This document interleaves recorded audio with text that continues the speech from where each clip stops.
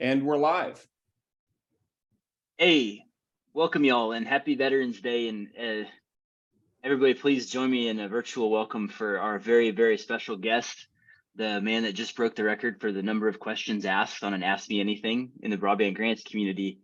Mr. Andy Berke, former Mayor Andy Berke, former special representative of broadband at NTIA, Andy Berke, current administrator of rural utility service for USDA, Andy Berke, and many other titles that we'll get into on this important call. So Andy, thank you very much for making time to hang out with the broadband grants community.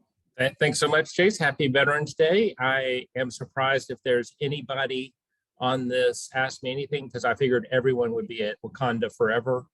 They're either at a Veterans Day event or they're at Wakanda Forever. And so hey, I can't believe anybody might be joining us today. Some of these guys catching the matinee, that's cool, but there's always tonight for that. That's a good point though. But Andy, I'm tomorrow afternoon. So how were you able to get tickets? I went online. You got to go early. Yeah, you have a planning. You have somebody planning in your household, in the Berke household, don't you? This is really good. It's me. No, that's good, Andy, and it's a real honor to get to hang out with you, Andy. Just for background and context, like we met many moons ago at a U.S. Conference of Mayors event while you were still mayor, going into your second term for Mayor of Chattanooga. And then we reconnected recently at the keynote address to the U.S. Conference of Mayors leadership in Miami. And you blew a lot of minds that day, including mine, as to the things that you were saying and the amounts of perspective that you accumulated in all your different hats. It wasn't known at the time that you were about to be tapped by the President of the United States to become the administrator of USDA's Rural Utility Service, but we got the chance to connect, and I thought that it'd be good, Andy, if you could just start us off with like a quick background and context from your point of view, and then I add some of my point of view. Like, what are you up to? You were tutoring kids in East Palo Alto when you were a student at Stanford doing tennis, right? Like you've done all these amazing things since then, but I want to hear it from your words. Well, that's some deep research about my tutoring days. So congratulations on that. So yeah, I mean, I'm from Tennessee. I still live in Tennessee, although today I'm in Washington, D.C. and happen to spend a fair amount of time in D.C. right now. But I grew up there. Nobody in my family was in politics. Nobody in my family ever wanted to be in politics or to be part of government. But I think over the course of time, as I grew older, I both really enjoyed government and elections and things like that, and also thought it's the only way to help people at scale is to be involved in the process at this level. And so I ran and won as state senator, got reelected to do that, became the mayor of Chattanooga. As you said, after I was term limited out, came to DC, and now I'm in this role.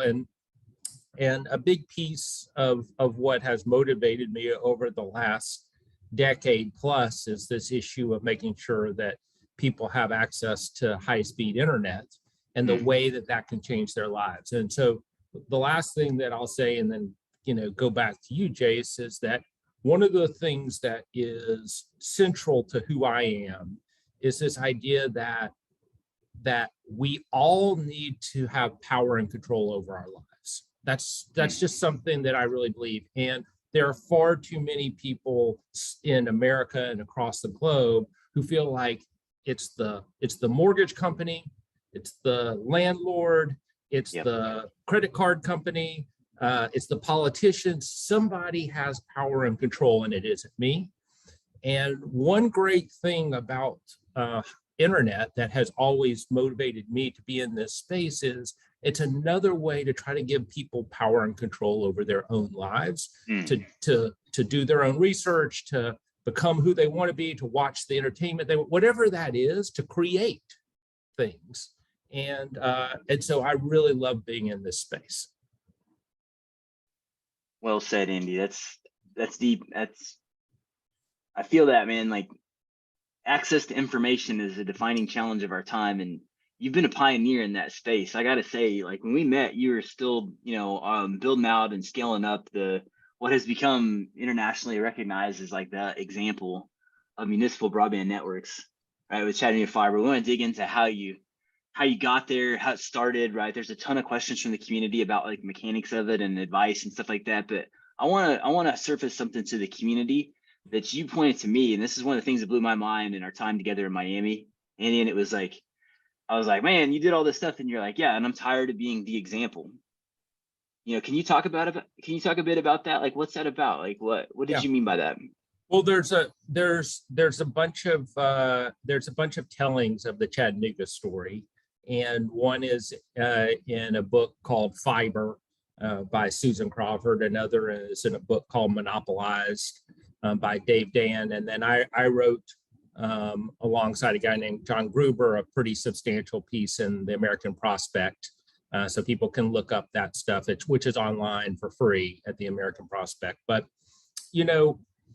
this was a long journey for Chattanooga. So Chattanooga has a legacy of public power, and this has to do with what I'm doing now as well. So close to 100 years ago, President Roosevelt started the Tennessee Valley Authority. That was the wholesaler for public power. Alongside that, a number of entities started, like in Chattanooga, the Electric Power Board, to retail that. And over the course of time, EPB, which instead of Electric Power Board, it became EPB. EPB was this reliable power provider that you got your service from, but far-sighted leaders there kind of understood that there were these other things that the community needed and where infrastructure was going. And so number of different initiatives that started out small, and you're talking about over roughly 2 decades, to do what they called MetroNet and connect up the university with different anchor institutions and things like that. But eventually, EPB decided to do a smart grid, and actually was able to get a grant from the Department of Energy for smart grid work. And as they built out that fiber network, the issue was, of course, what else could we do with this amazing resource that we had? And as part of that started the EPB fiber product, which we know today. And so we were the first gig city. We built out the network to every single home and business for 600 square miles. So the first community to do 1 gig. Then in 2015, let's call it 15, 16, don't quote me on that, even though I'm on an Ask Me Anything. We did 10 gig, first community to do 10 gig. And then after I left just a few weeks ago, EPB became the first community in the country to do 25 gig universally. And I'm happy to talk a little bit more about this, but alongside of this technological advancement, doing huge things about how do we use this for economic development, how do we use this for equity, and to ensure that everybody's coming along. And that became part of our journey as well. That is a dazzling trajectory, and to get involved with that, that's really amazing. And there's so much to unpack there, and they touch on the questions. You're actually, in a strange way, I know you hadn't looked at the questions so that there could be some like impromptu on the call, but you actually, Gary Bolton was naming the dates specifically when you became the first gig city, when you became the first 10 gig city, right? And when you became the first 25 gigabit city, which is absolutely astonishing, right? To think that that's the case, but it's also, extremely forward looking, right? That knowing like Nielsen's law, for example, that, the high end households bandwidth use, doubles every couple of years, and that's compounding. And that's why it's silly that we have these definitions like 25/3, right? But you're setting that bar so high, right? You're just continuing to move that bar, which is awesome. That's cool. Yeah. Well, I remember when we did a gig, and a friend of mine who was kind of in the business laughed and said, "Who needs a gig? Like, you got to be kidding me." What? And my response then, and I think this would be my same response today about 25 gig, actually, because let's be honest, people don't really need 25 gig today. But my Sure. my response is the only thing that I know about the internet. One of the only things I can say with certainty is the history has been that you always need a bigger pipe. That's just been since the day that it started until today. You've always needed a bigger pipe, That's and so to it's kind of mathematically provable. build a place where you can do this work and see this go on. And the last piece I'll say about this is that it's great that the first city to do this was Chattanooga, Tennessee, and not with all, I mean, I love New York and San Francisco and all those places. They're terrific places, and I'm all for them. But there are a lot more places like Chattanooga than there are like New York and Washington D.C. and San Mhm. Francisco. And it's great that the first 25 gig city was in the United States was a place that wasn't one of those quote superstar cities that you hear so much about. It was a mid-sized city in southern U.S. Absolutely spot on, Andy. One of the things that, I'm personally most passionate about is something that you're laying the foundation for, and that's telehealth, and it's especially advanced telehealth. It needs a bigger pipe, like you said, and the stuff that's coming, the stuff that's possible in a few years is completely game changing. We have a question actually from a community member, Justin Fulcher, who's the founder of RingMD, which is an international telehealth platform that's a boundary pushing telehealth platform, and for among other things runs the telehealth for IHS, right, for Indian Health Services. And he asked Administrator Burke, what can telehealth do for veterans in rural America, right? And that's assuming that they have the connectivity that they need. Yeah, and that's a great question. And let me and I'll also point out I have to do a little bit of advertising for Please. our own stuff here at the Rural Utility Service, but we actually have some funding for distance learning and telehealth, Nice.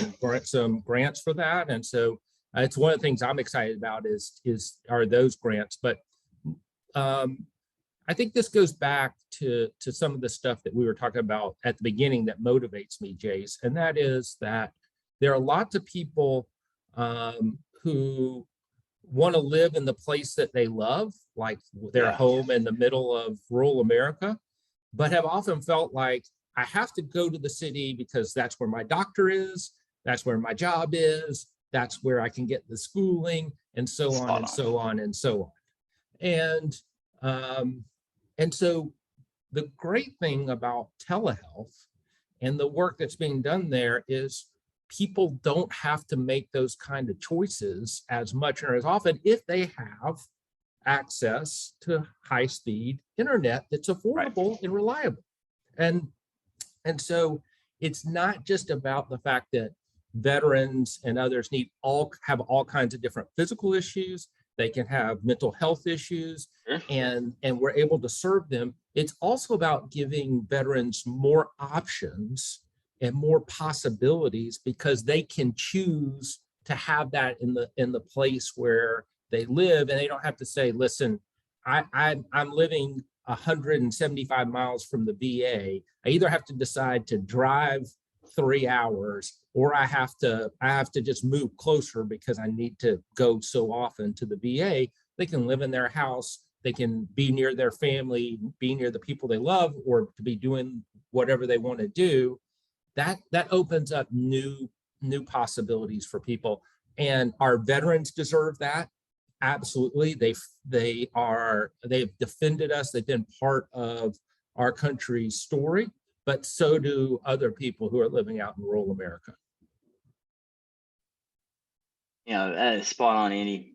And we're very excited about the potential once the connectivity is in place for folks to do, as you said, to live where they love. And that brings up another topic, like what can we do for folks, right? Once those pipes are in place, there's so many services, right, that folks can be getting in the place they love, not necessarily having to commute, more time with family. Like there's all these wonderful benefits. So that's really awesome to hear that you're already thinking ahead, and that's good that you're shouting out like the programs that you have. I think that's a huge theme inside of the questions. There's dozens and dozens of questions.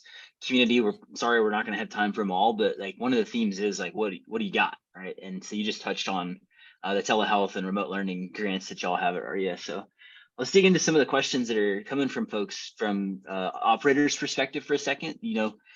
That's really cool, Andy, that starting off the Chattanooga Fiber starts inside of EPB, right? And there's this sort of theme. Are you seeing this theme of sort of information providers becoming energy providers becoming information providers? Is that something that you've noticed? Because it seems like there's a lot of folks like rural electric cooperatives alongside, the power board folks doing that stuff. So Yeah, I think that this is a big piece of the story, Jace, is I actually think that one of the most important things that happened with the bipartisan infrastructure law is not just the $65 billion, which is right.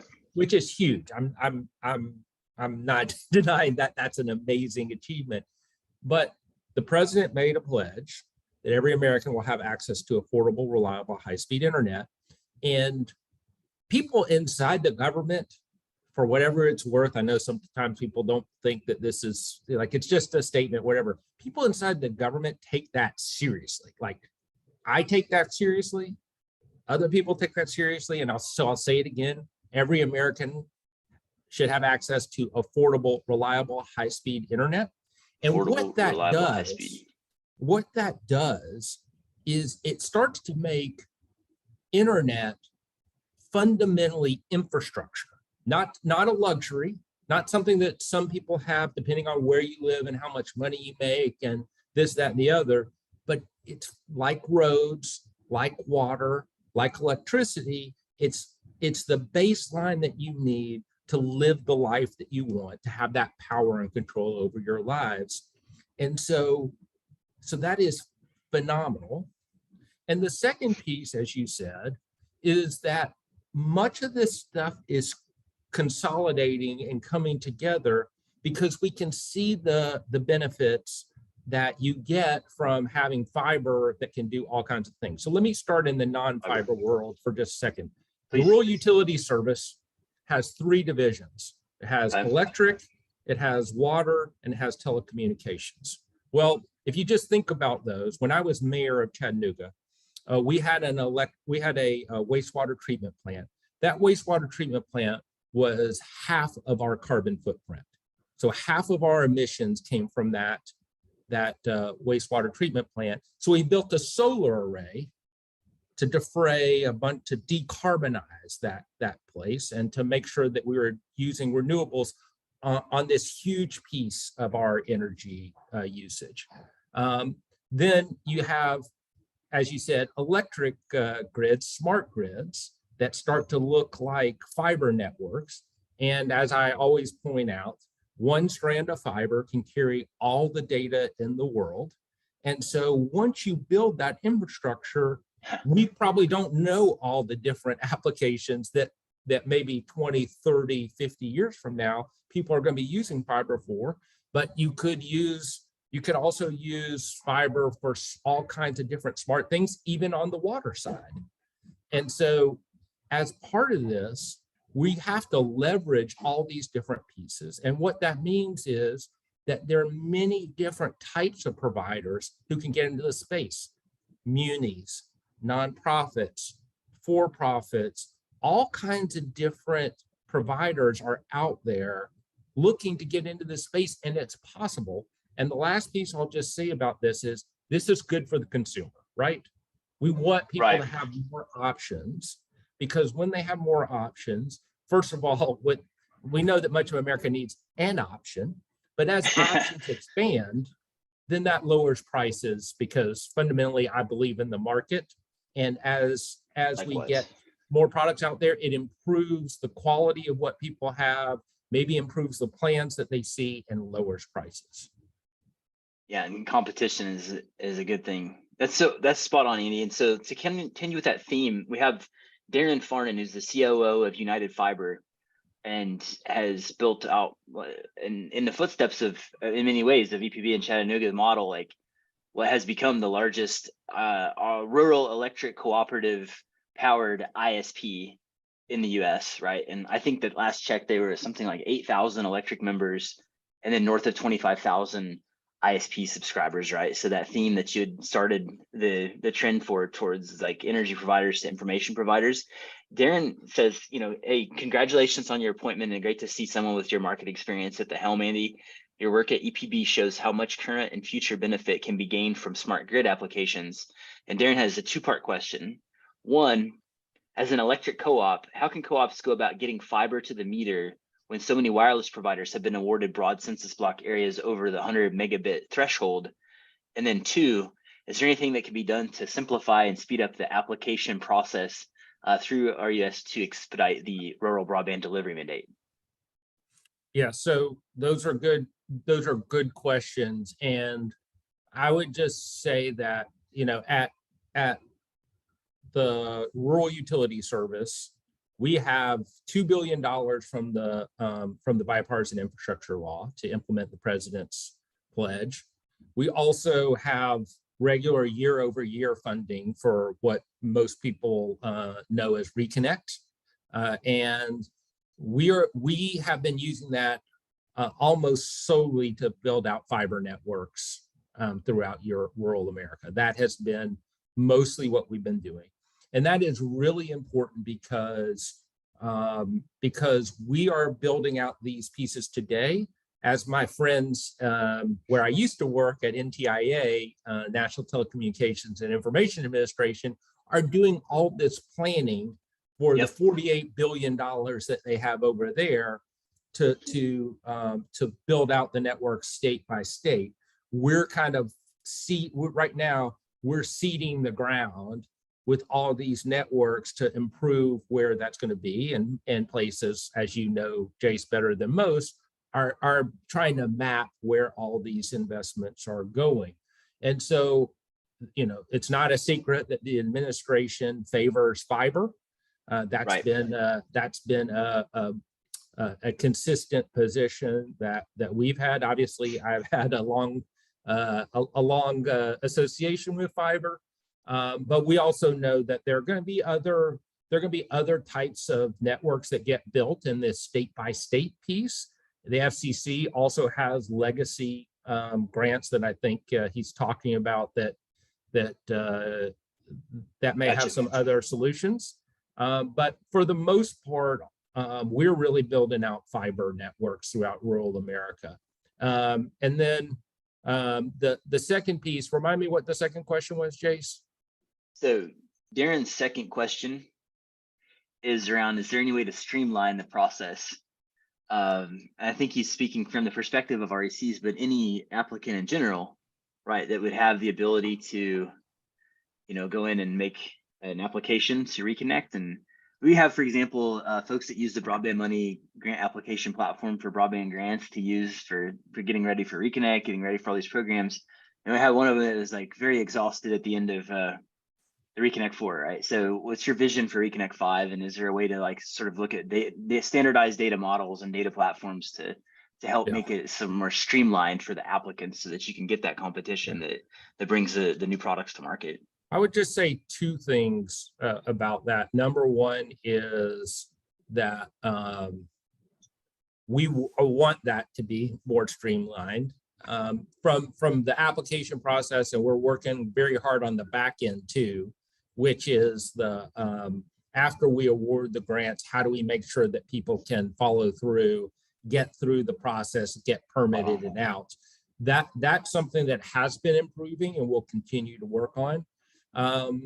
And the second piece is I'm happy to hear from people where they think that we can make what steps we might be able to take that would help the most from the applicant side, that may be the places where we can make some progress.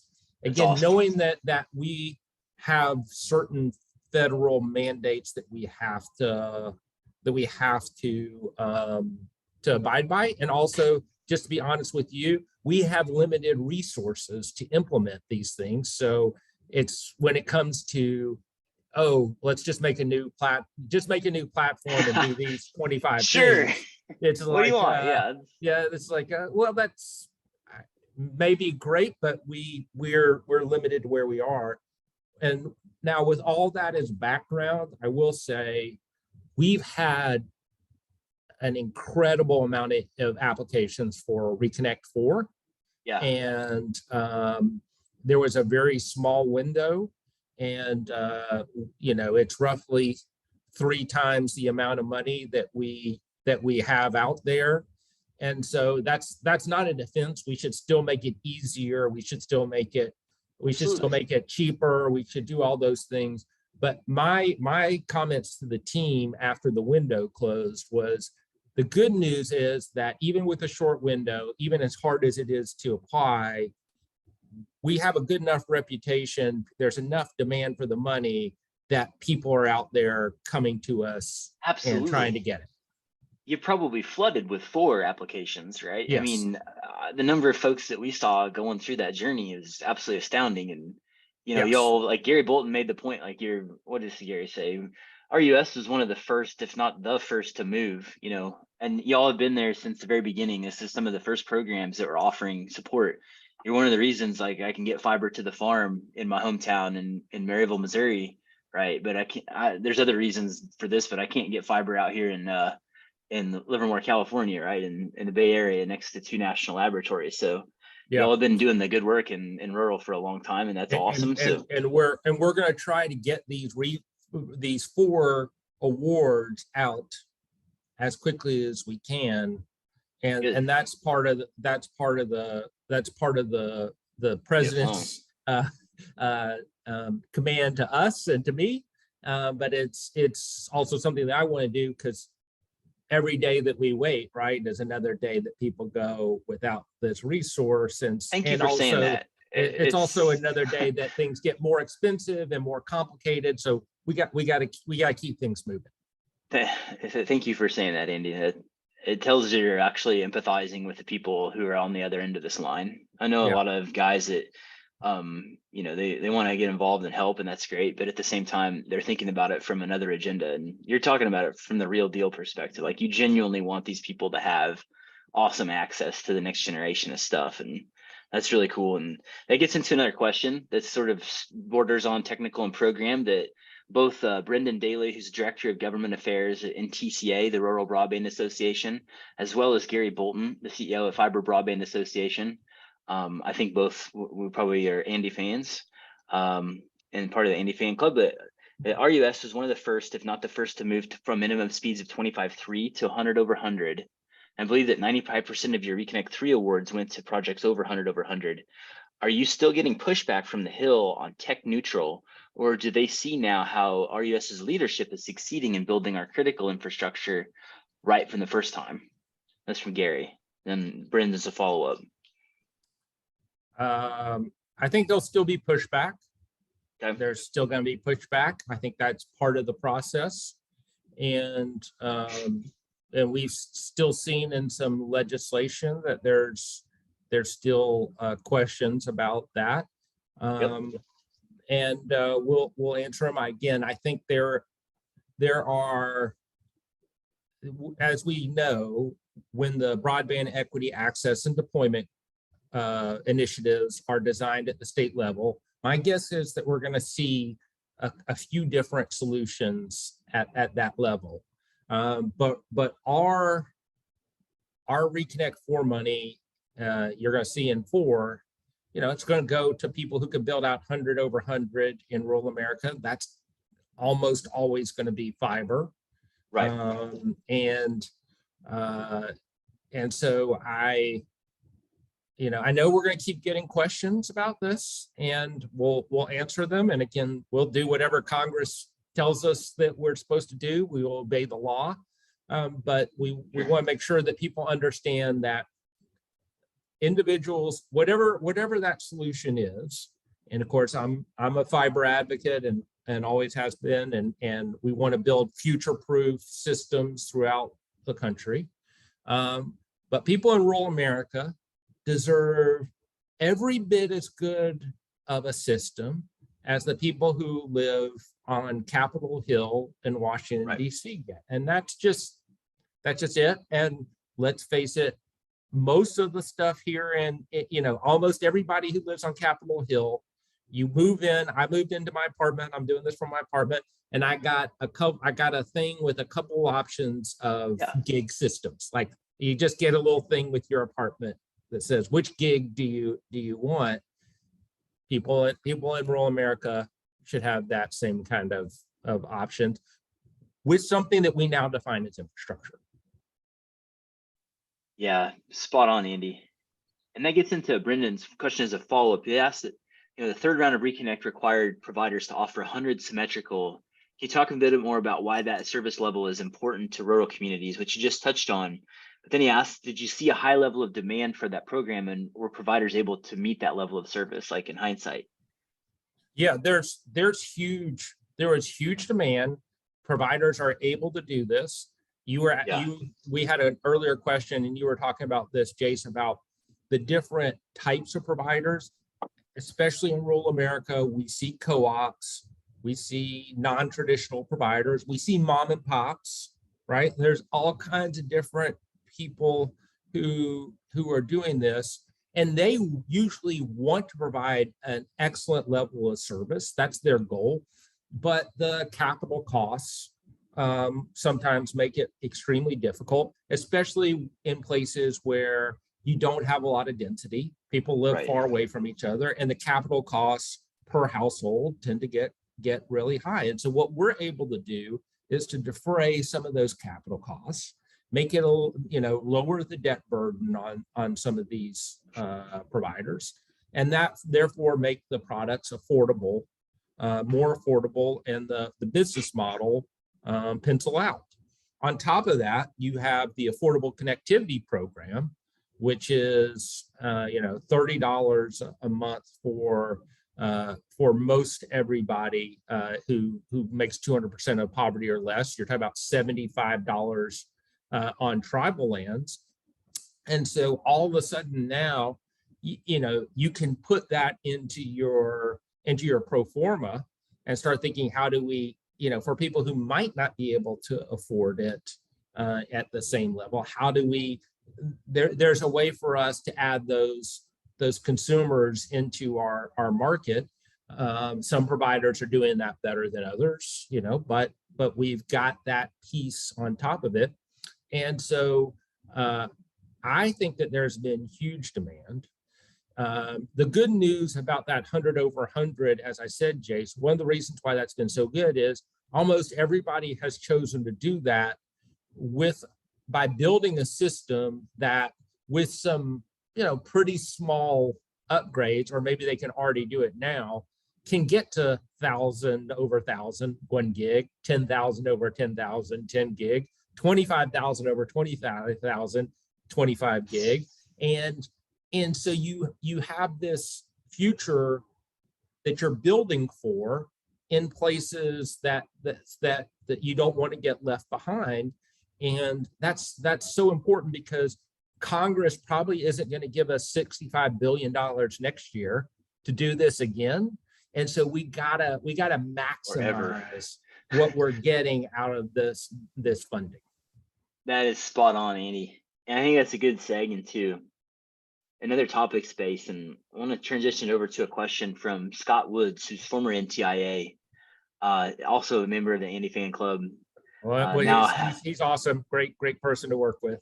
Yeah, likewise. We have the fortune of getting to work shoulder to shoulder with Scott as the VP of Community Engagement here at Ready. But yeah, he asks, Andy, how can federal agencies like NTIA and the RUS work better together to ensure that broadband funds are allocated more efficiently and effectively?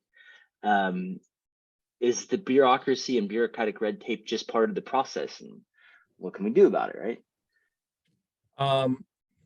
So great question. And let me say, in the nicest way possible, as a federal government employee for the last roughly year, bureaucracy and paperwork is part of the process, and that's going to be the case for good reasons. Often there's a good reason why you often have to document things and to make sure that we're doing this. And I think that I am committed. I used to work with Alan Davidson at National Telecommunication Information Administration. I know he's committed, the FCC's chair is committed, is that like, we got to use this funding really well. And again, we all know that hopefully sometime down the line, there'll be more funding come, particularly on the digital equity side. But this infrastructure piece, we just have to get it right. And that means getting as much as we can, every American connected with the money. And so we can't waste a dollar. We can't do this. Secretary Vilsack is part of this. Secretary Raimondo, like we have to coordinate, and that can be really hard because what NTIA has money for, it's a little different than what we have money for, which is a little different than what the FCC has money for. And you know, you have on the FCC side, you have awards that are going back, you know, several years that still haven't been built yet, right? And so, and we got to get people internet today. We have to do that. And so, I think that we are on path to sync up. It's a whole of government approach. And by the way, I didn't even name Treasury, which also has you know, capital project fund, you know, doing this work. So we're synced up. We have interagency coordination meetings, all those types of pieces. But you know, one of the first things that I did was really talk to our team about how we get these processes down pat, so that it's not just about coordination. It's like, we know you can repeat it. It's like, you know, shampoo, rinse, repeat. Like as these awards come up, like we all know, here's how we do it. Here's where we are. Here's how we sync up, and we can just get this done as efficiently as possible.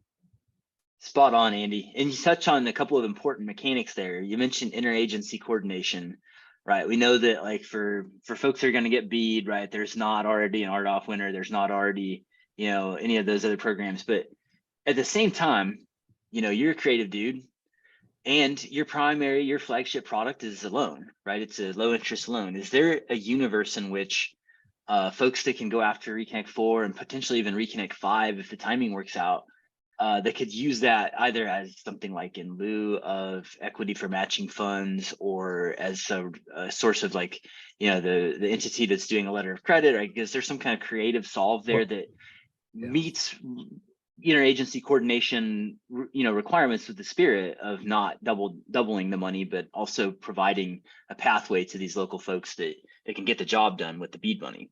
Well, Reconnect is largely grant. So we do have loan products as well. And but with the great expansion of grant products at Treasury and NTIA and going forward, it's those have been less attractive over the last several years than grant products. But as I said, you know, we have, again, roughly 3 times the demand for Reconnect that we can get out. And so, you know, we're going to continue to find ways to you know, to get these dollars out. We have for distressed communities, for communities with problems, we have some other tools that we can use.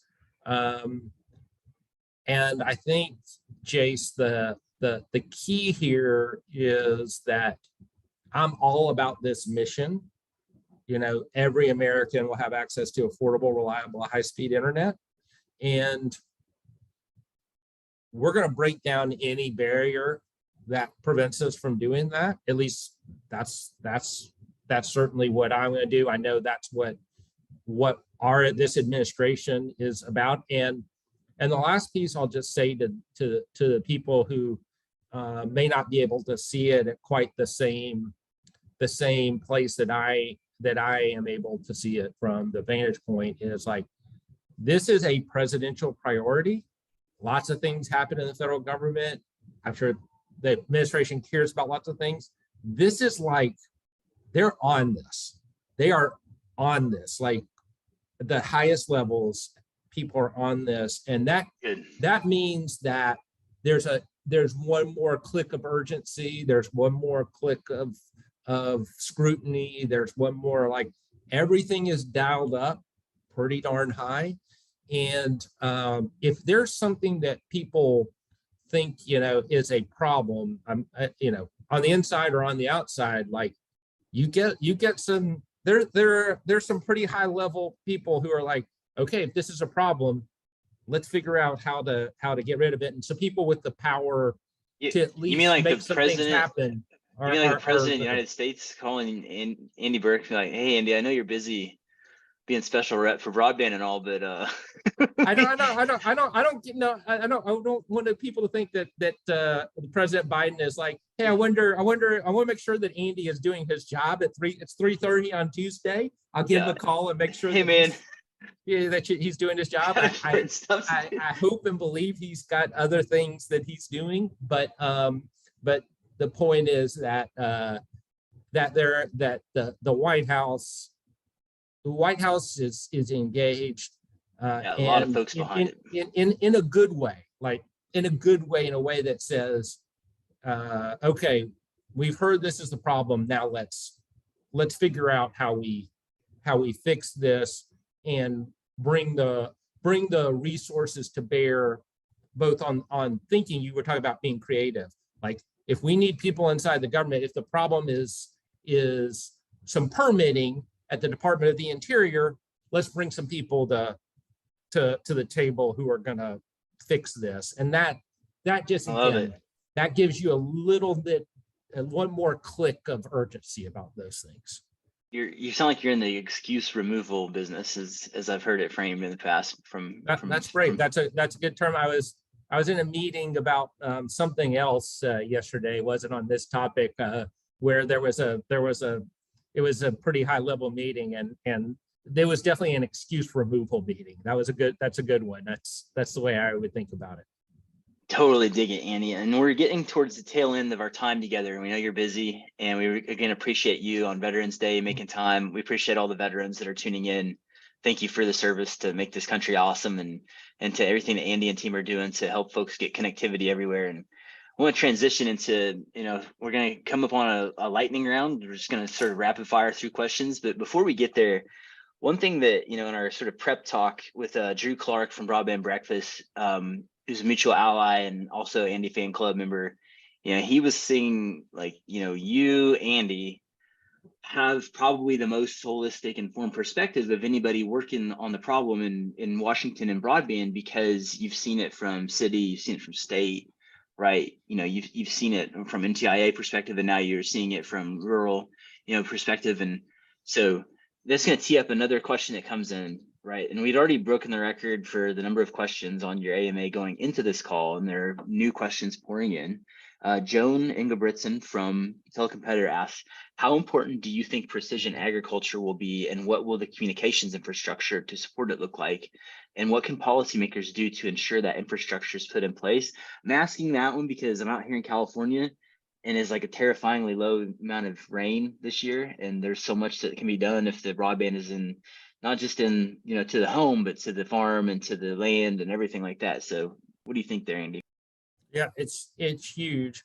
When I was the special representative for broadband, I went to 31 different states, and many of those states several times, and heard a lot from people about precision agriculture. So let me just say a couple of things. And the place where I did a whole roundtable in Iowa about broadband and high-speed internet there, and they really talked about a couple of different things. One is this precision agriculture and how you could grow things now, and had to have connectivity to do that piece. And that was so important for them. The second piece of that was that you had this animal welfare piece that they were concerned about, which is now you can monitor, what the feed is for your animals based on, some sensors that were in the barn, and then know when you needed to feed them or have automatic changes for this. So all that was so important, both for the animals and also to keep the farm moving and profitable for the people in Iowa. And the last piece I'll just say I would put under quality of life, which is like a farmer would say, like, hey, I'm at my farm, I want to go spend the night in Cedar Rapids or wherever. And I know that I can leave my farm behind because I have this connection. I can see what's going on there. I have transparency. If I need to get back, I can get back. And these are small farmers. You don't have like a million people there. That's part of the quality of life. And then the second part is a lot of the people who are out in the farmlands, they may have a spouse who doesn't want to work on the farm. They want to work, for somebody in Minneapolis or wherever it is. Remote. And they can do that if they can work remotely online. And so for the non-farming spouse, so you got these three things. You got animal welfare, you got precision agriculture, and you got these quality of life issues. And again, it goes back to that thing of like, don't we want those people to live wherever they want to live? You want to be a farmer and your spouse wants to live on the farm but work in someplace else? Like, that's awesome and gives people more power and control over their lives. That gets back to your driving principle. Yeah, you're the real deal, dude. Like, okay, so I'm gonna switch gears on you for a minute and go back to ask you to put your mayor's hat back on. This is great for rural, right? And when you left NCIA as the special rep for broadband to go to head up, RUS for USDA, that's like a huge win for rural America.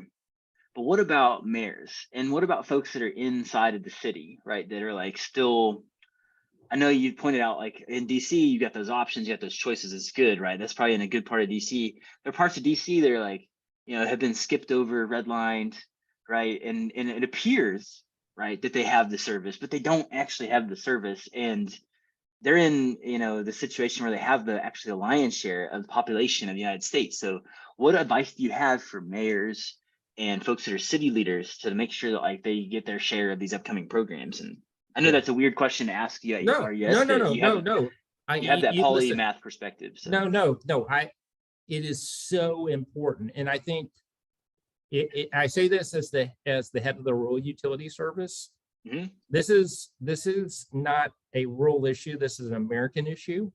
Okay. And it is certainly acute in rural America, but it's also a huge problem in urban America. And we cannot overlook that, should never overlook that. And there are huge portions of our country that have been ignored. And I like the word ignored because it's purposeful. It's not been an overlook or some kind of accidental thing. There are portions of our country that have been ignored when it comes to these types of opportunities and these products. And so we have to do this. So there's old infrastructure that hasn't been updated in the middle of cities. And we know that there are places where the affordability is not there because of the type of things that people are providing. All those issues are critical, and we have to partner. First, we have to get the maps right that are going to come out here in very, very soon about where broadband is, so that we can get the funding right, so that we can get the resources to the right location, right. And all of that is in service of making sure that it's every American. And then the last piece I'll say about this is there's also this issue of affordability. And as you know, Jace, one of the last things that I did when I was mayor was we made internet free for every family with a child on free or reduced lunch. Yeah, that's so cool. So that was 300 symmetrical that was free for every family with a child on free or reduced lunch. And so all these pieces together are what create true access. And so one of the things that I'm most excited about for the future is to build up this idea of digital equity, which I spent a lot of the last decade talking about, and to say that we need true access. If we had, there are toll roads, of course, but if we had an opportunity for people to drive on roads, but it costs you $10 a day to get on the road out of your house to go to work, then all of a sudden that changes the equation for you. And so, we know that people pay for electricity, they pay for water, there's all kinds of things that people pay for. I'm not suggesting that everything has to be free. I'm just saying that the affordability is part of the equation of access.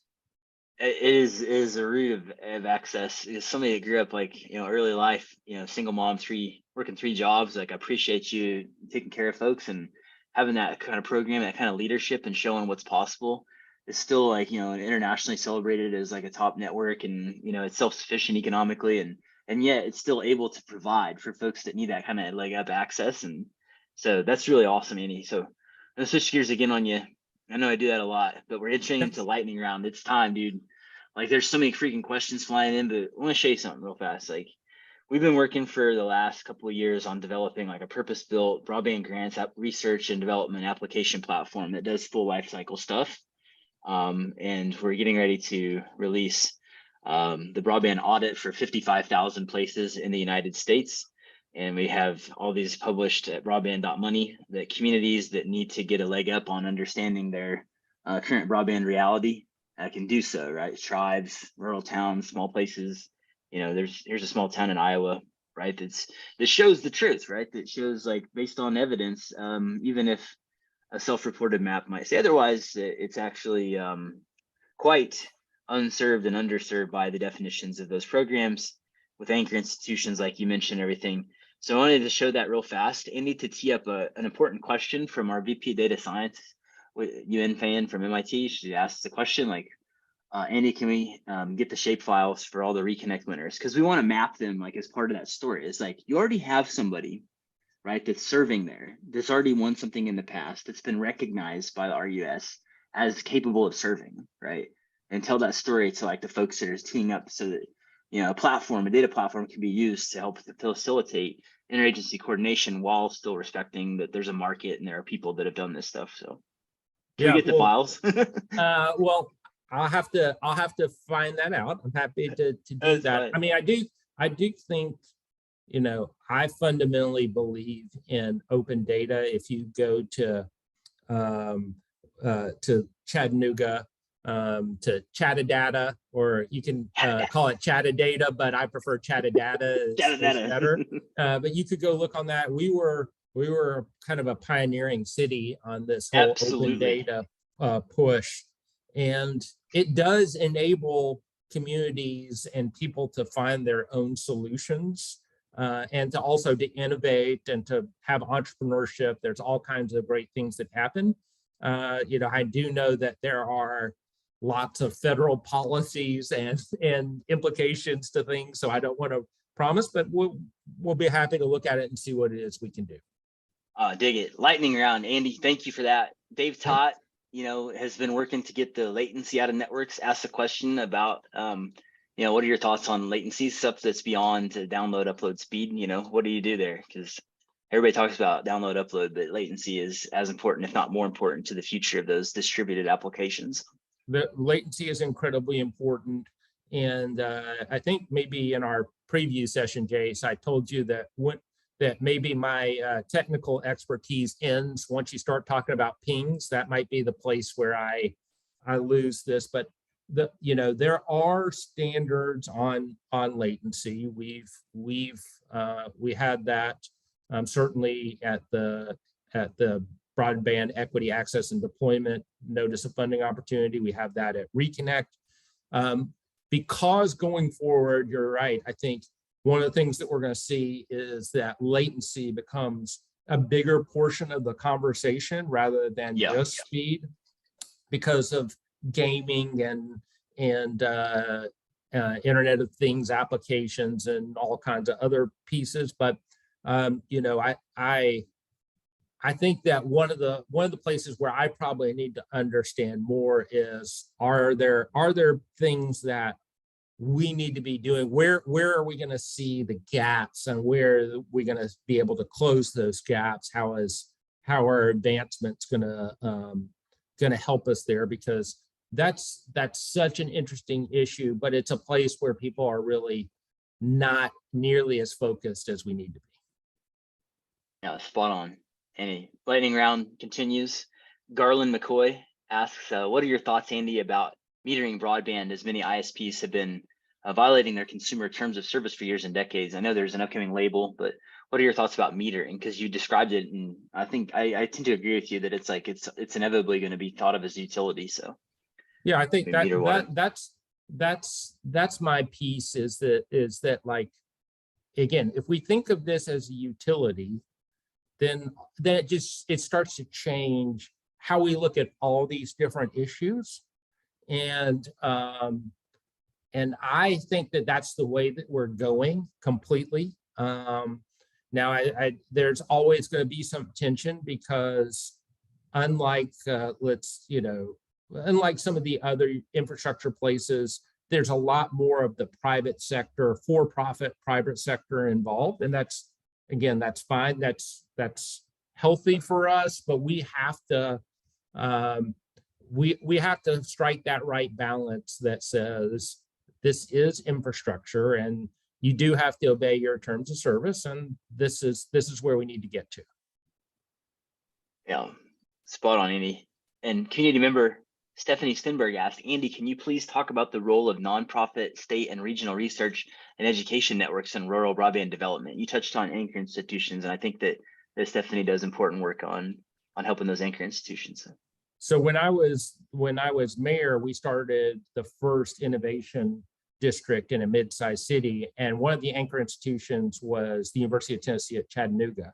And what we were able to do is to involve UTC in basically everything that we did, from running a test bed in the middle of the city to kind of doing research on where we had equity issues, where there were problems going on in our network, things like that. And so, right now, for example, as we're rolling out this, as in Chattanooga, when I say us, I better make clear who us is.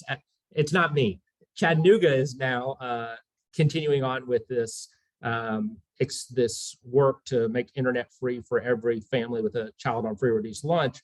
We're also doing a study on how does that affect these families, their opportunities, their quality of life, things like that. And so we need to be data driven. We need to understand what's going on, and that is always going to be that. And we got to partner up with credible, reliable institutions who can do the work. Spectacular, Andy. Thank you for advocating for coalitions and advocating for getting the anchors involved. Next question, lightning round. We got 2 more minutes. We got to go and do a quick meta moment. This is us live in the meta. I won't say that term, but I have to show this to you. It's kind of ridiculous. It's from community member Greg, and it's about the logo for the upcoming program. And I think it's maybe not a serious question, but I don't know if you're a Star Wars fan or not, but there's thought that this could potentially be, your new logo for Reconnect. I don't know if that's going to help or not. Which one? I can't see. Oh, you probably can't see it. Yeah, go to the page afterwards and see there's Greg is asking about the logo for Reconnect Live. It looks a lot like Star Wars, so. No, number one is I have the day off. So this morning I watched episode 10 of Andor. I don't know if people are watching Andor, but I can't endorse any product as a federal official, but on my day off, I'll just say, watch Andor if you're not already. All right. And I'm always happy to have a meta type of logo. So send them along. All right. Look, there's another question that you just surfaced. You're a dad, right?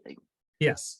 I'm a dad. Recently, I got a 2-year-old boy. Do you have Congrats. any gently used dad jokes that you can share with me and hand me down? Because my team tells me like my dad jokes are just not that good. The Ready Knit team, they're amazingly talented people, but I continue to let them down. So, do you have any good dad jokes? Well, I mean, you do need a broad band of jokes, Jace, for what you're going to do. So Next level okay, so okay, all right. industry specific dad jokes. That's I feel like brilliant. I'm done here. My work here is done.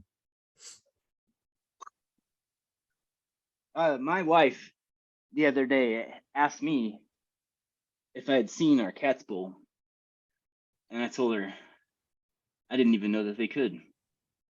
Ha, ha, ha, ha. That's a good one. I like it. Yeah, that's No, good. I need to work on it. I know.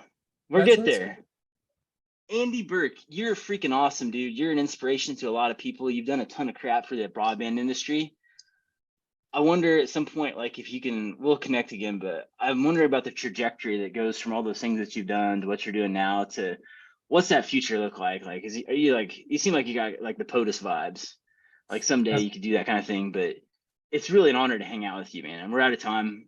Community members that didn't get a chance to get their questions answered from me personally, like Andy, if you have time, like go onto the page, check out the logo for Reconnect 5, and drop in some answers to some of those other questions if you would. But really, thank you again for making time, Andy.